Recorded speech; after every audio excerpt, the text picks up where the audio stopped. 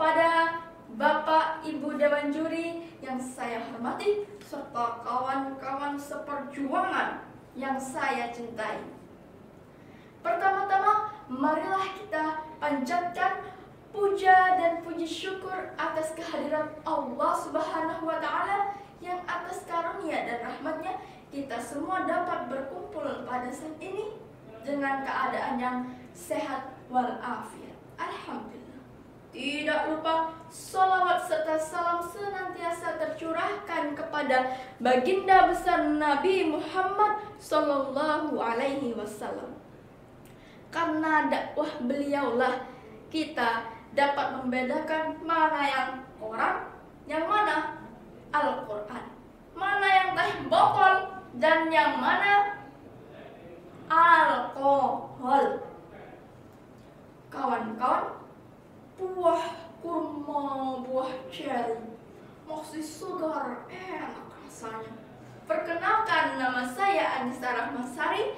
Salam kenal bagi kalian semuanya.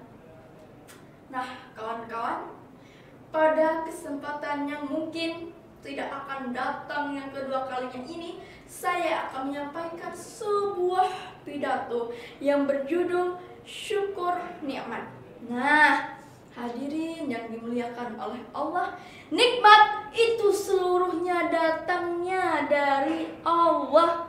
Segala pemilik karunia dan rahmat adalah Allah.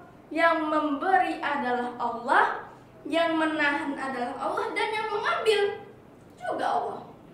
Allah mengetahui sangat persis sampai ke ujung akar yang paling dalam, detail sekali, tentang hal apa saja yang kita perlukan dalam kehidupan kita ini. Nah, kawan-kawan, sekarang ini lagi marak-maraknya, ngetren-ngetrennya. Bicaranya memang harus seperti ini. Marak-maraknya, ngetren-ngetrennya. Oplas, suntik pemutih, filler. Ini apa ini namanya? Susah sekali bahasanya. Eyelash extension. Bulu matanya dipertebal biar terlihat cantiknya. Nah, tapi ini tidak boleh. Kenapa tidak boleh? Karena ini termasuk tidak mensyukuri atas nikmat Allah Subhanahu wa Ta'ala. Allah telah membekali kita manusia dengan penciptaan yang sempurna dalam bentuk yang sebaik-baiknya, seperti yang tertera dalam Al-Quran surah At-Tin ayat keempat. Allah Subhanahu wa Ta'ala berfirman, A'udzu billahi minasyaitonir rajim. Bismillahirrahmanirrahim. Laqad khalaqnal insana fi ahsani taqwim. Yang artinya, sungguh kami telah menciptakan manusia dalam bentuk yang sebaik-baiknya. Nah, bentuk yang sebaik-baiknya ini, jadi tidak usahlah kita mau oplas, mau apalah itu.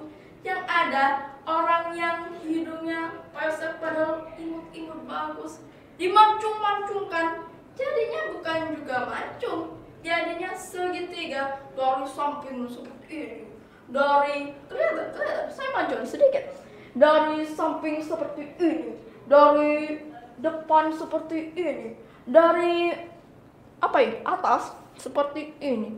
Nah, itulah rasakan mengubah-ubah ciptaan Allah. Ini muka, tubuh, dan lain-lainnya itu Allah sudah ukir, Allah sudah membentuk kita dengan sebaik mungkin, jadi tidak usah kita merubah-rubahnya lagi. Kawan-kawan, marilah kita perhatikan hadis dari Rasulullah Sallallahu Alaihi Wasallam.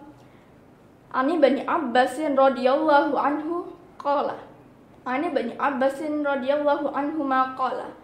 Qala an-nabiy sallallahu alaihi wasallam, ni'matani maubunun fihi ma kasyirun minan nas, as-sihhatu wal faragh. Yang artinya, dua kenikmatan kebanyakan manusia tertipu pada keduanya. Yang pertama, kesehatan seperti yang tadi kita telah bahas.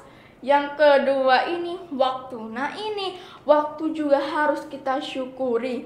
Bukan hanya kesehatan saja, waktu juga harus kita syukuri. Alhamdulillah kita masih ada waktu untuk sholat, mengaji, membahagiakan kedua orang tua kita. Masih ada waktu untuk berbuat kebaikan pada sesama. Masih ada waktu untuk menghirup udara di bumi ini. Dan alhamdulillah kita masih dibangunkan oleh Allah dari tidur kita. Bayangkan saja, ini permisalan saja. Bayangkan saja kalau kita pamit tidur, "Ma, aku tidur dulu ya." "Iya nak, silakan."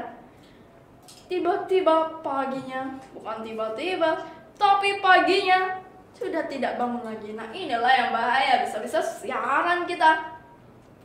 Makanya itu, pergunakanlah waktu ini dengan sebaik-baiknya sebelum kita dikubur. Hadirin yang dimuliakan oleh Allah. Kemudian ini ada tiga cara bersyukur yang baik. Yang pertama dengan hati. Dengan hati yaitu selalu percaya bahwa seluruh nikmat datangnya dari Allah saja, tidak ada yang lain. Yang kedua dengan lisan, yaitu lisan yang selalu mengucap alhamdulillah, selalu memuji Allah dalam setiap keadaan apapun. Bukan hanya senang saja, tapi dalam keadaan bersedih kita juga harus mengucap alhamdulillah. Seperti itulah contoh dari Rasulullah Shallallahu Alaihi Wasallam, Nabi kita tercinta. Kalau Rasulullah dalam keadaan senang, beliau mengucapkan alhamdulillahilladzi bi ni'matihi tatimmus shalihat. Segala puji bagi Allah karenanya semua nikmat menjadi sempurna. Kalau Rasulullah dalam keadaan bersedih, beliau tetap mengatakan alhamdulillahilladzi ala kulli hal. Segala puji bagi Allah dalam setiap keadaan yang saya alami. Jadi bukan hanya senang saja bersyukur itu. Dalam keadaan sedih kita harus tetap bersyukur. Nah yang terakhir, yang ketiga, kita harus berbuat amal soleh. Jadi harus berbuat amal soleh yang harus dilandasi dengan keikhlasan. Bukan mengucap alhamdulillah saja, tapi harus diterapkan dalam kehidupan kita. Percuma kalau kaya berduit, dompetnya tebal segini, isunya merah-merah, mobilnya berjejer-jejer dari ujung sana ke ujung sana. Tapi sekalinya ada orang datang ke rumahnya buat sumbangan bangun masjid misalnya, malah bilang, "Saya tak ada duit pak, ini rumah saudara saya saja." Pelitnya 17 setan. Kalau diberi Allah titipan hanya mengucap alhamdulillah.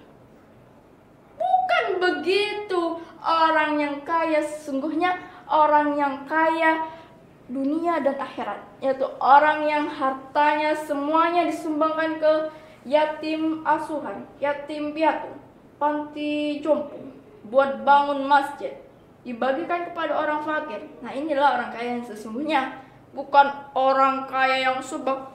Wah, itu bukan orang kaya, itu orang pelit.